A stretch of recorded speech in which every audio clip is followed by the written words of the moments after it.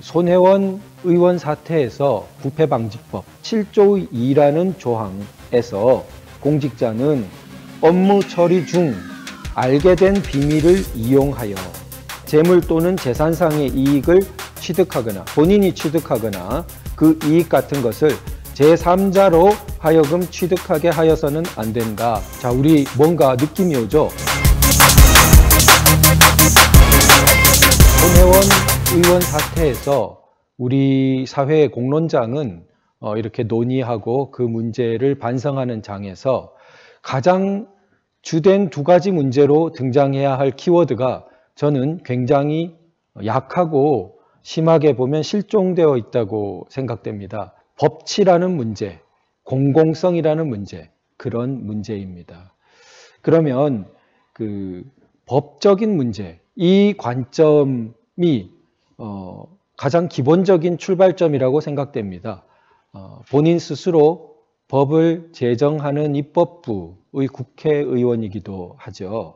법치라는 우리 사회의 근본 원리를 생각해 볼 때 손혜원 의원 사태도 그러니까 현재 시행되고 있는 법을 정면으로 위반한 점이 있다면 기본적인 우리의 검토 대상이 되겠죠. 이 부분에 대해서는 그 김종민 변호사님께서 빠른 시간에 분석해서 지적을 해주셨습니다. 검찰 고위 출신이시면서도 검찰 조직에 대해서 쓴소리를 마다하지 않으세요. 지금 경우에는 형사적인 그 문제다 보니까 법 규정을 아주 빨리 정확하게 찾아내신 것 같아요.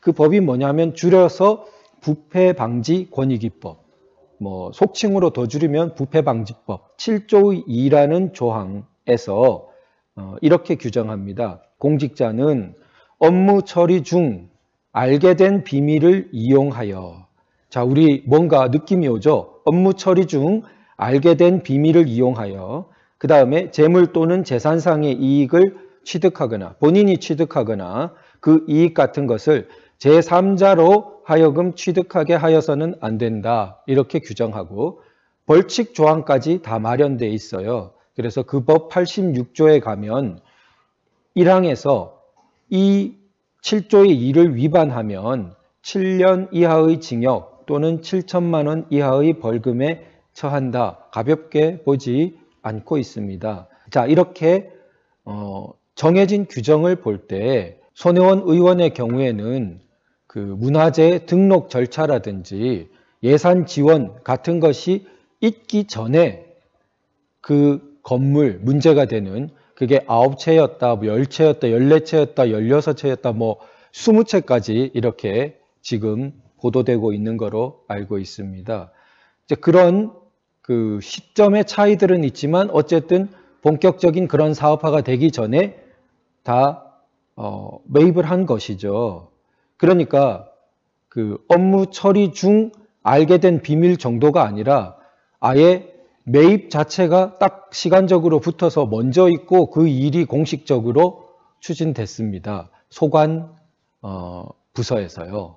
그러니까 이런 부분은 이미 본인이 그걸 강력하게 추진하고 있는 위치에 해당됐으니까 알게 되었다라는 것에 대해서는 너무 강력하게 추정된다고 봐야겠죠. 그러면 그건 바깥으로는 알려지지 않는 거니까 아직 공표되기 전에는 비밀에 해당된다고 볼 수 있겠죠. 그 업무를 추진하는 공직자들만이 아는 것 아니겠습니까? 그래서 그런 정보를 이용해서 자, 이익을 취한 부분이 있느냐. 본인만이 아니라 친척이나 이런 자기와 관련된 제3자도 마찬가지죠. 이익을 이제 부정하는 그런 그 이야기들이 있는데요. 자, 재단이니까 부정이 되느냐. 재단도 아무런 관련이 없는 재단이면 문제가 안 되겠죠. 그러나 그 재단 법인은 배우자분이 이사장으로 있는 재단 법인으로 알려져 있습니다. 그 법인은 비영리 법인도 있고 영리 법인도 있습니다. 영리 법인이 대표적으로 회사죠. 주식회사 같은 거. 비영리 법인에는 사단법인과 재단법인 이렇게 두 종류가 있습니다. 그래서 공적인 활동을 위해서 사람들이 모여서 정관 같은 걸 규정하고 활동하는 게 사단법인입니다. 이런 비영리 법인은 다 정부 혹은 지자체 주무부서 쪽에 인허가 같은 게 있어요. 왜냐하면 그 틀을 이용해서 좀 적법하지 않은 일들로 악용될 수도 있고 그러기 때문에요. 그런데 재단법인의 경우에는 더욱 엄격하게 관리를 하는 편입니다. 세금 문제라든지 여러 가지 악용이 되면 안 된다고 생각해서요. 그런데 재단법인이란 것은 특이하게도 그 서구 문명의 일종의 발명품입니다. 그 법인이라는 것 자체가 자연인인 사람이 아닌데 마치 재산 문제나 법률 문제에서 인격을 가진 것처럼 대우해 주는 특별한 제도죠. 독립적으로 회사가 재산도 소유하고 계약의 주체도 되고 그 대표자 사장과도 구분된다는 거죠.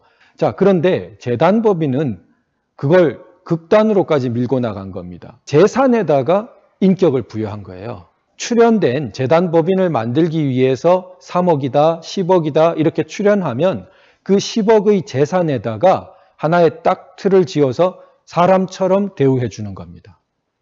그게 특이하죠. 그게 재단법인입니다. 아니 말도 못하고 뭐 아무런 의식도 없는 재산이 어떻게 법률 행위를 하냐. 안 되죠. 그 재단의 법률 행위는 전부 거칠게 표현하면 이사장이 하는 거예요. 그래서 재단법인의 주인은 이사장입니다. 자, 그런데 지금 손혜원 의원 사태에서 재단법인의 이사장은 누구였다고요? 배우자였어요, 남편. 그렇다면 부부가 굉장히 가까운 사이인데 그 재단법인은 사실상 손혜원 의원이 운영하는 것과 우리 일반인의 감각으로 볼 땐 거의 마찬가지 아닙니까? 그렇게 되는 겁니다.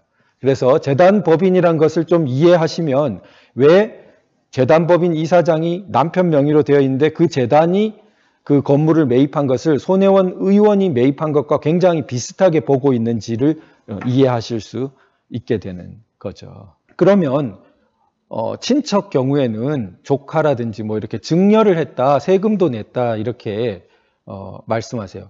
증여세를 냈다는 게 중요한 게 아니고요. 손혜원 의원의 변명을 선의로 믿어서 그게 실제로 증여된 것이라고 하더라도 그런 문제가 없냐? 그게 아니라는 거예요. 이 법문을 보시면 제3자로 하여금 이익을 취득하게 하면 안 되잖아요. 그런데 그 조카는 제3자잖아요. 그 조카가 그 건물값이 오르면 어때요? 대표적으로 이익을 취득하게 되죠. 그 지구가 지금 그 등록문화재 지구로 아주 역사 탐방 이런 거 오기 쉽게 그리고 대표적인 관광 코스가 되게 거기에 카페 자리 같은 것에 건물을 그런 정보가 하나도 없고 개발도 되기 전에 취득했다가 나중에 카페도 개설할 수 있고 지금 이것은 그 지구가 이렇게 문화재 지구로 된 것이지 그 개별 재산을 사고 팔 수 있는 그런 항목이에요.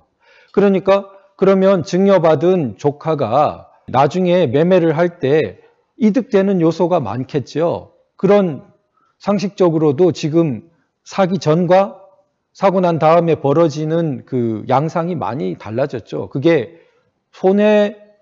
손해이긴커녕 굉장히 이익되는 방향으로 많이 보이죠. 그렇다면 이 법률을 빠져나갈 수 있겠냐는 겁니다.